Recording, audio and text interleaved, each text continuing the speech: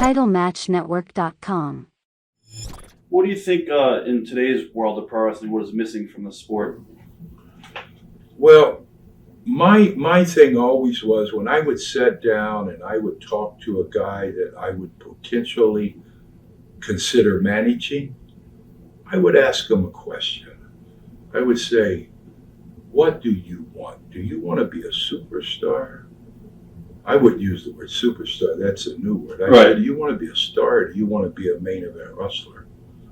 And the ones that told me I want to be a star, I walked away from. Right. The ones that said to me, I want to be a main event wrestler, those were the ones that I wanted to deal with.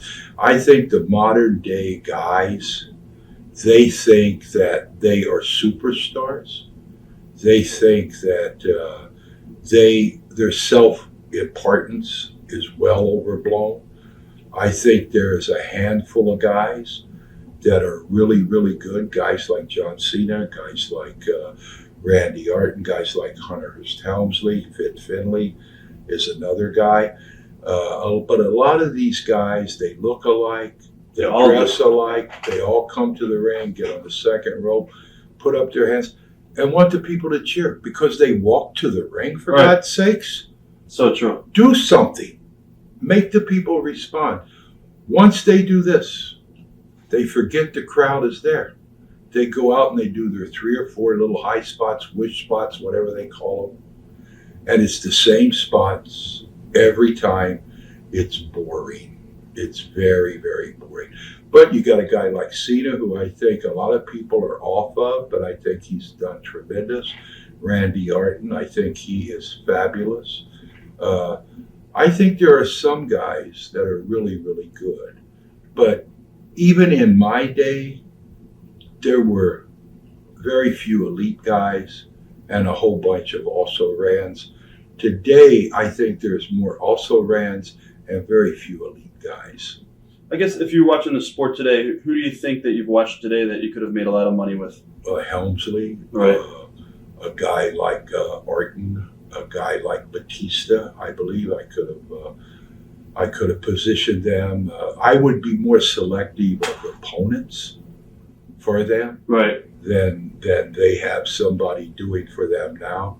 But I think Helmsley, I know he gets a lot of heat because he married Stephanie, but the guy was a big star even before it. Anyone would deny that he's the greatest thing in wrestling today. In my book, I think Bob Orton, Randy, Bob's son, right, is tremendous. I think John Cena gets a bad rap. I think the kid, he goes out every time and has a good match. I think he's tremendous.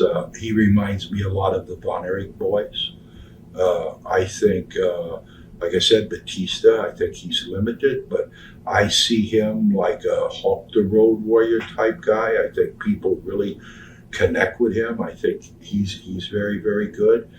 And probably there's a couple of other guys, that I'm overlooking, but those would be the 3 that I would say would fit in my time or any other time. I guess, what do you think is the biggest missing ingredient from wrestlers on the indie shows today?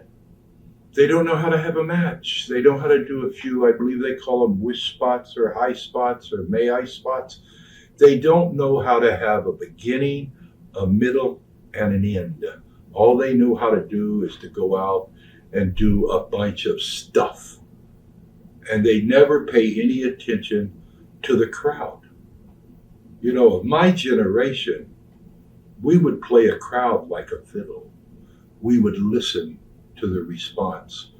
We would get the vibe from them. If we were doing something that was getting some attention, we would stay on it. If we were doing something and no one was buying it, we would get away from it like it was a snake. Right. We paid attention to the reaction we got from what we were doing, and we made the crowd part of it. Nowadays, the young guys, not all of them, but most of them, like I said, they recognize the crowd one time when they get introduced and they go on the second rope and they say, look at me. And then that's it. Then they forget the crowd. I think you have to To be a main event wrestler and to be a successful wrestler, you have to make the crowd part of it. I don't mean going and cursing him and hollering at him, but realizing the reaction you get from them with things you do. And that's what my generation did better than anyone else. That's true.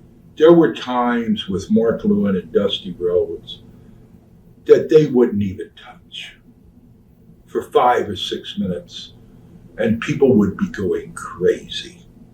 Nowadays, you couldn't get that because no one pays attention to the crowd.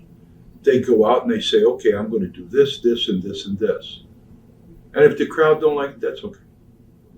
So that's lost. And that's why independent and big-time wrestling is suffering.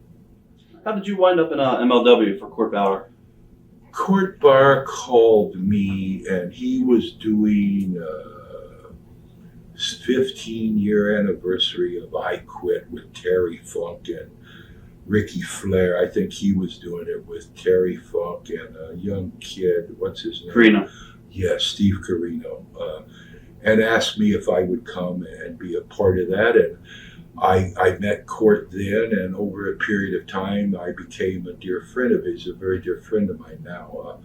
I encouraged him, to send his resume to the WWE, and he was with them for quite some time. I think that he's probably one of the last guys that I really mentored to, and tried to help office-wise, not in wrestling, but how to conduct yourself in the inner office and how to get your ideas through and how to avoid problems that come up because everyone is jealous of the guy with the idea.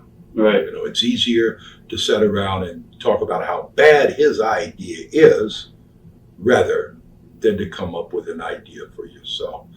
So he was the last guy I really spent a lot of time with and tried to help. Do you think the company had potential, and do you think the company MLW had potential, or was it just a financial thing? It's financially, as you well know, it is a very expensive proposition to supply yourself with the right talent, with airline fares and talent fees and arena cost and TV cost.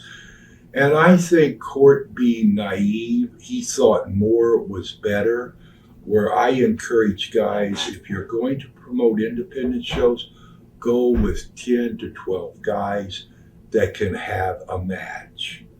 Don't bring 20, 25 guys, because when you get 20 or 25 guys, you try to do 3 tapes in one evening. Number one, you're going to bore the people to death before the show is over. Number two, there's no way you can control that many matches. You can't be hands-on. So my advice always to him was smaller is better. Bring 12 guys, use them twice. Use 4 matches per tape. Right. 3 if possible, 4 at the most. Concentrate your thinking around the smaller group. Financially, it's easier to take care of. Less plane fares, less talent fees, less hotel rooms. But, some people think bigger is better, and I think he spent a fortune trying to make a wrestling company. Watch thousands of exclusive shoot interviews right now on TitleMatchNetwork.com.